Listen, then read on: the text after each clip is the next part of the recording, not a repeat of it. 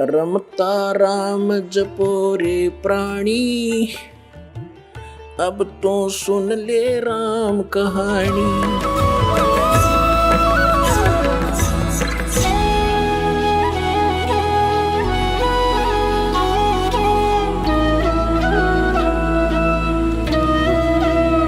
एक बार एक पंडारा गांव है जींद से 3 किलोमीटर दूरी पे, उसमें एक तीर्थ बना रखा है जो दुनिया नहाना आया कर उसमें। और वहां पर इन घिसा पंथियों के 2 आश्रम हैं साथ साथ।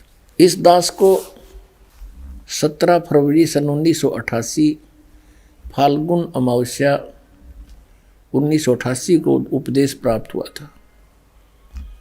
उसके बाद दास को ऊपर कृपा करी परमात्मा ने कि इन नकलियों की सबका दाढ़ा दुआया। मैं जाता था इनको बड़े महापुरुष समझकर, तो वहां सत्संग हो रहा था। उन दोनों आश्रमों में से एक ने सत्संग करवा रखा था और गरीबदास साहिब जी की वाणी का पाठ और आदरणीय गरीबदास साहिब जी की वाणी का पाठ, आदरणीय घीसा दास साहिब जी की वाणी का पाठ वो कंटिन्यू कराया करते हैं। यानी उसमें 4 दिन लग जाते थे, 5 दिन।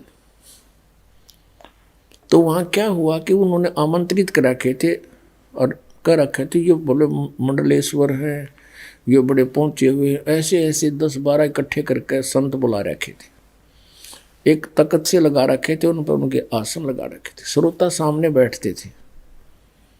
उनमें से एक बहुत बड़ा काशी विद्यापीठ पढ़ा हुआ बताया जा रहा था और संस्कृत बोल रहा, बड़े अच्छे प्रवचन करे। उसका क्या टॉपिक रहता था, कहते हैं जीव अपने स्वरूप को भूल चुका है। ये अपने आप को बॉडी मानता है, शरीर मानता है। ये आत्मा शरीर नहीं है। यदि कोई आपत्ति दुख आता है तो शरीर का कर्म है, इसका दंड है, इसने भोगना पड़ेगा। और ये समझ में आने के बाद फिर शरीर में कितना ही कष्ट हो, दुख नहीं होता। और क्या उदाहरण देता है, कहता है एक बार मैं जा रहा था कहीं पर, वहां पर एक व्यक्ति दुख से कर्रा रहा था और मुझे देखकर कहा, महाराज मैं बहुत दुखी हूँ, महाराज मैं बहुत दुखी हूँ, कुछ कृपा बख्शो। मैंने कहा, रे भोले जीव, तू बॉडी नहीं है, तू शरीर नहीं है, तू तो आत्मा है। अरे दर्द तो बॉडी को है, शरीर को है, तू क्यों चिल्ला रहा है, तुझे पीड़ा थोड़ी है। मैंने ऐसा कहा, उसने उसको जान लिया और शांत हो गया, कोई पीड़ा नहीं रही उसको, पीड़ा बॉडी को थी। अब सब जो श्रोता थे उसकी ताड़ी पीटे, वाह महाराज जी वाह, कमाल कर। अब हमारे अगले उतरे नहीं यह बात। मैं कहा ये बड़ा समाधान हुआ।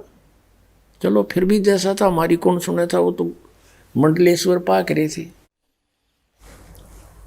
ऐसे 1 दिन 2 दिन, तीसरे दिन उसके क्या हुआ, उनके अलग अलग कमरे बना रखे थे 10-12, उनमें से एक कमरा उनको अलॉट कर रखा था, एज ए गेस्ट बुला रखे थे ना। और वो क्या करता, उसका नंबर आते ही सत्संग करके उठ कर चला जाता, न पूरा महात्मा बनकर बैठा था। अब तीसरे दिन भी उसने से सत्संग किया, उठ कर चला गया कमरे में। अब क्या हुआ, उसके थोड़ी सी देर के बाद पेट में दर्द हो गया भयंकर, और इतनी पीड़ा होगी न चिल्ला बुरी तरह, मर गया रे, मर गया रे, मर गया रे। अब भाग्य सारे इकट्ठे हुए, क्या हो गया, क्या हो गया, हाय मर गया। न बोल नहीं पाओ, बता भी नहीं पाओ मेरे क्या तकलीफ है। दूसरे आश्रम से कार लाई, उसके पास कार भी नहीं थी उर्ले के पास, वहाँ से कार लाई उठा के मांग के उसको ले गए, उसमें बैठा के,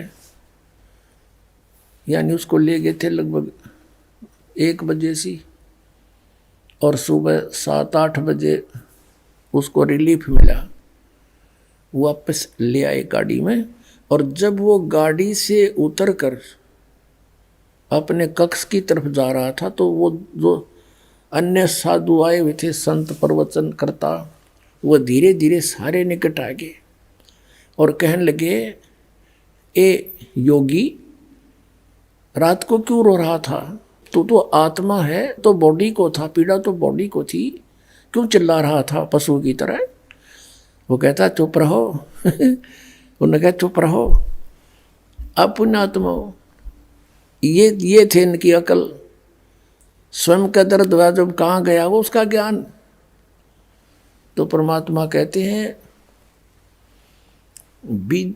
बीजक की बाता कहें और बीजक नाई आथ, ये पृथ्वी डोबन उतर कह मीठी बात।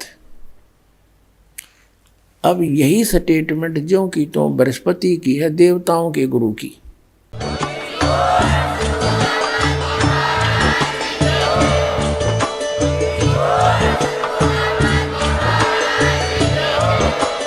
आप सुन रहे थे जगत गुरु तत्वदर्शी संत रामपाल जी महाराज जी के मंगल प्रवचन। अधिक जानकारी के लिए विजिट कीजिए हमारी वेबसाइट www.jagatgururampalji.org। संत रामपाल जी महाराज जी के शुभ आशीर्वाद से पूरे विश्व भर में 500 से भी ज्यादा नाम दीक्षा केंद्र हैं, जिन पर संत रामपाल जी महाराज जी द्वारा ऑनलाइन निशुल्क नाम दीक्षा दी जा रही है। अपने नजदीकी नाम दीक्षा केंद्र का पता करने के लिए संपर्क करें 8222880541।